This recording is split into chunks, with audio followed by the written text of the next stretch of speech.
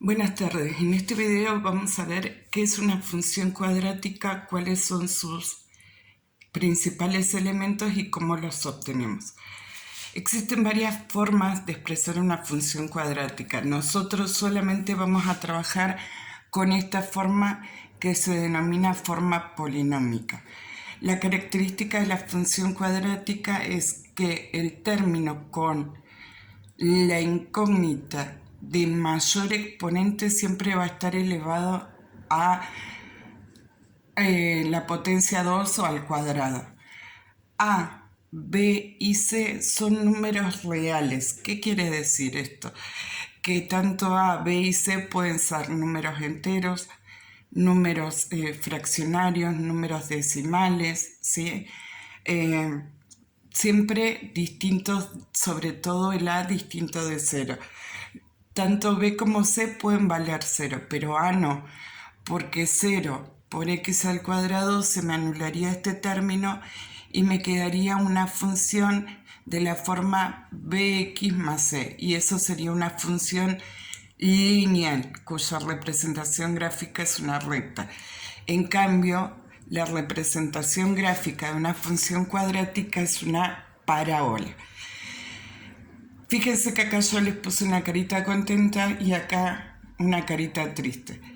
Si el número A, que es el número que multiplica con la variable de mayor exponente, tiene signo positivo, mi parábola va a estar feliz.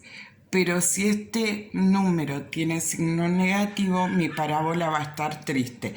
Yo sé que la representación gráfica va a ir hacia abajo si A es negativa, y si A es positiva, mi representación gráfica va a ir hacia arriba. ¿Qué otra cosa puedo saber yo solamente con mirar la fórmula? Un dato importante es el valor que tiene el término o el número C. Si C vale, por ejemplo, 3, yo sé que mi parábola va a cortar en I igual a 3, va a cortar al eje I. Este número es exactamente el valor donde la parábola de mi función, sea ascendente o descendente, va a cortar al eje de ordenadas o eje Y. Fíjense en este grafiquito que yo les hice acá, les representé una parábola. Justo acá donde está este punto, que es donde la parábola corta el eje Y, yo le puse C, que es este valor que nos dan en la función. Y acá tengo un par de valores más, x1 y x2, que serían estos puntos en rojo sobre el eje X o eje de abscisas.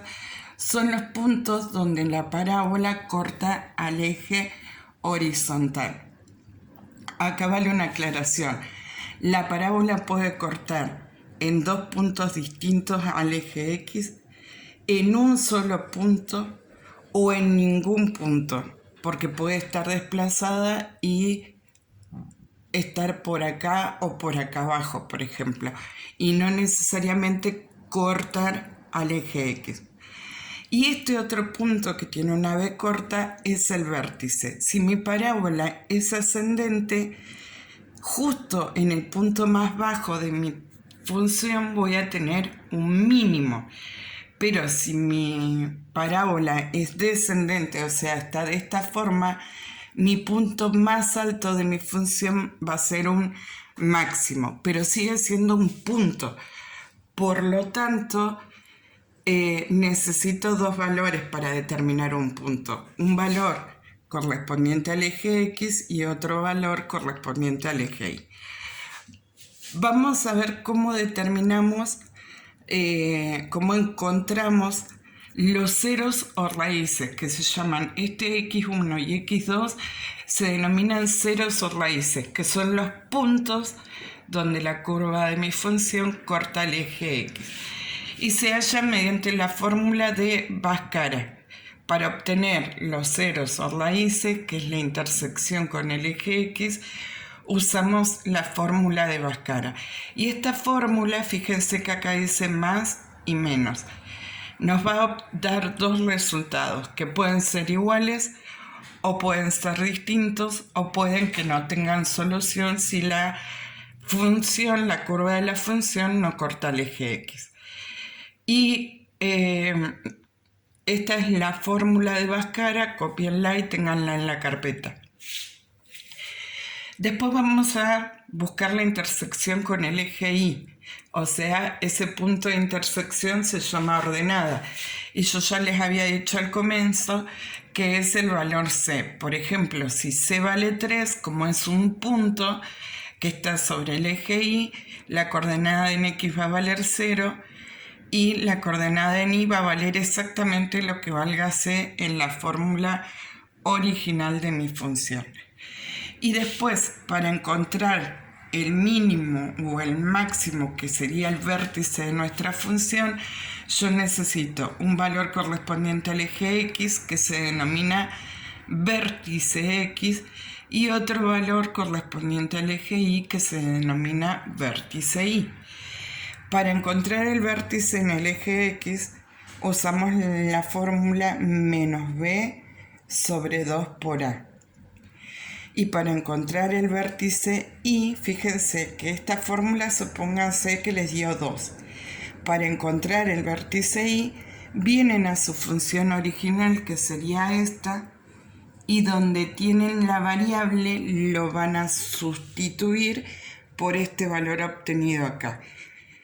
A por el valor que obtuve acá elevado al cuadrado, más b por el valor que obtuve acá elevado a la primera potencia, más c. Y así obtienen el valor del vértice Y. El valor del vértice X lo obtienen de sustituir b menos b dividido 2 por a. ¿Dónde sale a, b y c? Siempre salen de acá de la función. En ninguna de estas fórmulas, ni en esta, ni en esta, ni en esta, quiero ver alguna variable incógnita, x, t, z. Acuérdense, a, b y c son los números que multiplican con las variables, o en este caso el término independiente.